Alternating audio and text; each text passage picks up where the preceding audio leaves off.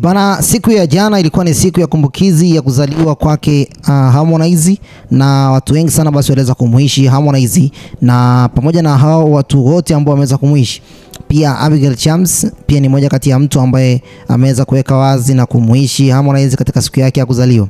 Pamoja na hayo, naweza nikasema kwamba Abigail Chams ni mtu ambaye basi ameamua kuficha lile ambalo linakuwa linamsibu ndani ya moyo wake. Hata ukaribu wao wa mwanzo na wa sasa unaweza tukasema kwamba ni ukaribu ulikuwa wa kikazi, ila kwa sasa hivi kuna kitu ambacho kimejificha nyuma ya pazia la kwake Abigail Chams. Kuna usirias fulani. Sasa kupitia ukurasa wake wa Instagram, Abigail Chams aliandika kwamba happiest of birthday. Yani hapa alikuwa anajaribu tukumuishi kwamba happy birthday Harmonize, lakini pia akaweka emoji ya tembo, akaweka na emoji ya kopa jeusi, ikiwa na ishara kwamba amethamini kile ambacho kimetokea katika siku hiyo ya jana kwake Harmonize. Mpaka kwa hivi sasa watu ambao wamemuishi hajaanza kushare katika ukurasa wake wa Instagram, kitu ambacho watu wengine huaga wanafanya, lakini yeye kwake amechukulia jambo hili kama vile simple kwa kipindi hichi hapo, yani tofauti kabisa. Itambulishe kwamba Harmonize ameweza kutimiza miaka 31 katika siku ya jana tarehe 15 mwezi wa 3 mwaka 2025,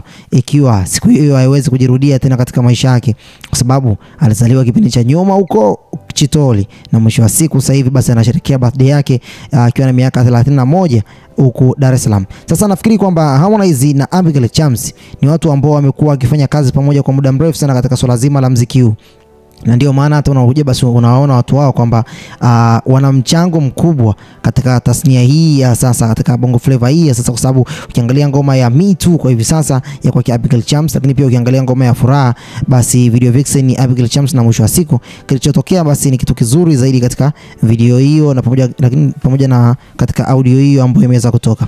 Utagundua kwamba ngoma hizi mbili zimetoka katika wakati ambao ni sahihi, na wakati ambao watu wengi zaidi basi wameweza kuzichangamkia zaidi. Nataka kuambia kwamba Harmonize na Abigail Chams wamekuwa wakifanya kazi pamoja katika swala zima la muziki. Basi nyimbo ya kwanza waliweza kutoa inaitwa Closer. Nyimbo hii iliweza kutoka mwaka 2022. Sasa baada ya mwaka 2022, mwaka huo basi wakatoa na nyimbo nyingine inaitwa Leave Me Alone.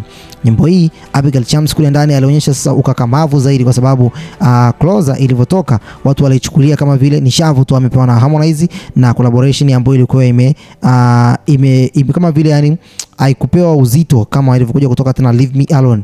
Mnamo mwaka huu waliweza kutoa nyimbo inaitwa Me Too ambapo ni mwaka 2025. Mpaka kwa hivi sasa naweza kusema kwamba Harmonize na Abigail Chams wana nyimbo 3, lakini katika swala zima la kuonekana katika video basi wana video zaidi ya 4. Sasa kwa sababu Furaha pia ni nyimbo ambayo imehusika humo ndani. Sasa nyimbo hii ya Me Too imeweza kutayarishwa na producer anaitwa B-Boy Beat, ambaye ni official producer kutoka katika label ya Konde Gang.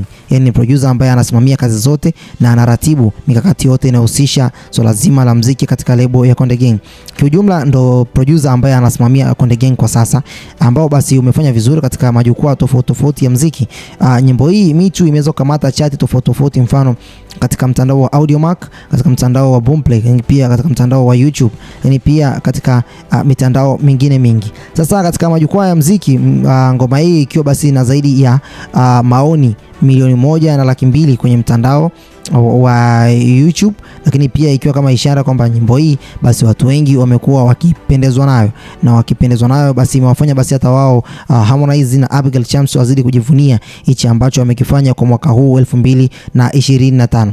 Wawili hao pia wanaonekana wakiwa pamoja katika matukio mbalimbali, ikiwa ni pamoja na video za pamoja na picha kwenye mitandao ya kijamii, jambo ambalo limezua uvumi mkubwa sana kuhusu uhusiano wao wa kimapenzi. Harmonize amewataka mashabiki zake kuepuka kutoa maoni ya hasi kuhusu uhusiano wake, yani kutoa maoni ambayo basi yatakuwa yanamuumiza mpenzi wake, lakini pia itakuwa yanamfanya mpenzi wake basi aishi katika hali ambayo sio nzuri. Hii ikiwa kama ishara uhusiano wao, basi bado Harmonize anasisitiza kwamba anampenda sana Abigail Chams, lakini pia anapenda sana kumuona anavyoonekana kama vile Vanessa wa sasa, kwa sababu Vanessa katika game hii ya Bongo Flava amekuwa ni moja kati ya mtu ambaye analeta mchango mkubwa sana katika tasnia ya muziki, na akawafanya vijana wengi sana wa kike basi wazidi kupenda muziki na kufanya muziki huu ambao yeye binafsi alikuwa anaufanya.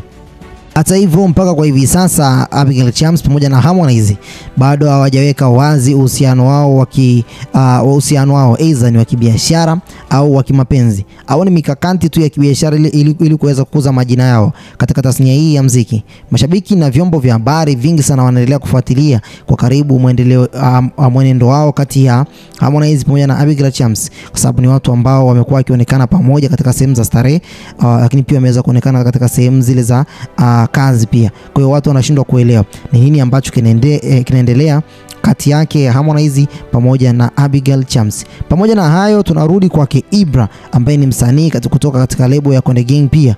Na yeye pia Ibra ameweza kuweka wazi kwamba anamuishi bosi wake, anamuita Bloody kwa sasa, kwamba happy birthday Bloody. Kupitia ukurasa wake wa Instagram aliweza kuchapisha maneno kama hayo, na mwisho wa siku akaweka hashtag ya Konde Gang for everybody, hii ikiwa kama ishara Ibra pale katika lebo ya Konde Gang basi kwa hivi sasa anamheshimu Harmonize kama damu yake, amheshimu Harmonize kama tulivyokuwa tunaona hapo mwanzo. Yani kwa hivi sasa wako katika hali ile ya upendo wa dhati. Bana, mimi nafikiri kwamba Harmonize pamoja na Ibra ni watu ambao wamepambania sana game yao, lakini pamoja na kwamba wameweza kuipambania Konde Gang mpaka kwa hivi sasa imeweza kusimama kama lebo, wamebaki kama wasanii wawili tu pale kwa hivi sasa, japokuwa kuna kule kusuasua hapa na pale, lakini all in all wote kwa pamoja wanafanya kazi nzuri katika tasnia hii ya muziki hapa nchini Tanzania. Lakini pia Harmonize ni moja kati ya mtu ambaye anahakikisha kwamba Ibra na yeye katika siku za usoni pia naye basi atakuja kuwa ni moja kati ya msanii ambaye atakuja kuwa na chachu kubwa sana katika maendeleo yake. Mimi nafikiri kwamba Ibra inapaswa tuendelee kuweka juhudi na kuwa na movement zake tofauti ili kuweza basi kumsaidia yeye kama yeye kuendelea kukuza muziki wake, kwa sababu kwa hivi sasa unaweza kusema kwamba ni lava fulani hivi ambaye anakuja na lava fulani hivi ambaye katika siku za usoni inawezekana kwamba akaja basi kuwa na changamoto ile ambayo tunamwona nayo lava kutoka katika lebo ya WCB. Jitihada na kipaji anacho, ila nyota ndio inakuwa changamoto. Juhudi zake tumekuwa tukiziona mara kwa mara, ila vipi kuhusiana na kipindi hichi hapa cha mwaka 2025? Je, kuhusu mwaka 2024 alisema kwamba atawekeza katika muziki wa singeli na kufanya mambo makubwa ambayo atawafanya mashabiki zake basi kuendelea kumfuatilia na kuzidi kupenda zaidi muziki huo. Je, hayo yote ataweza kwenda kuyatimiza au ilikuwa tu ni hisia za mwaka 2024? Kwa sababu watu wengi walikuwa wanamuona kwamba Ibra ni moja kati ya msanii ambaye anakuja kwa kasi sana. Vipi kuhusiana na birthday hii ya Harmonize? Je, kuna kitu chochote ambacho kitafanyika au kuna sherehe yote fupi ambayo itafanyika? Maana kipindi cha nyuma tumekuwa tukiona kwamba angalau kuna parties hapa na pale. Je, mwezi huu mtukufu kuna jambo lolote litafanyika? Bana, mimi nafikiri kwamba sitakuwa na la ziada kwa muda huu. Haya ndio yanajiri katika mitandao ya kijamii, na mimi ni Pablo kutoka hapa Harmonize News. Bye bye for now.